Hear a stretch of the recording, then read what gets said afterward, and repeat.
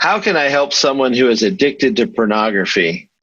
Well, this is a very common issue in the church world, in our world today, because of just the sexualized culture we live in that feeds our own hearts. But again, we can't blame the culture.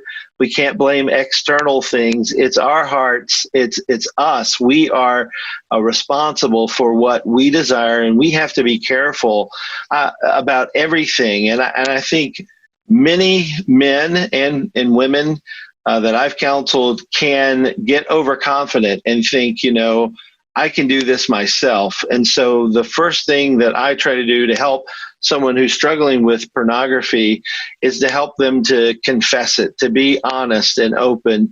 Proverbs 28:13 reminds us to not to conceal our transgressions, because if you do, you won't prosper. God won't bless that.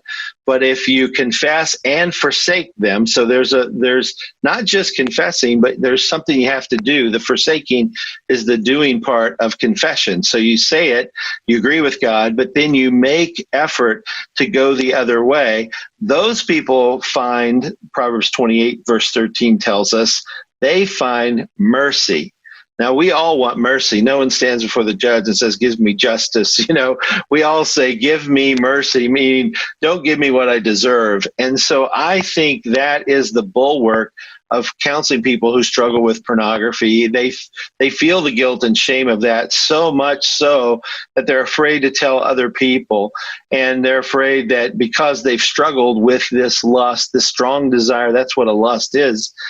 They think, well, this person won't like me, or they'll tell me never come over to our house again, or they'll treat them. And some people do that. I mean, that's a reality. But the truth is, a strong, mature believer, if you confess it to that kind of person, they should be able to help you and encourage you and say, I've struggled with the same kind of thing. We all struggle with strong desires in whatever way. And my lead pastor says all the time, we are all sexually broken because of this world we live in.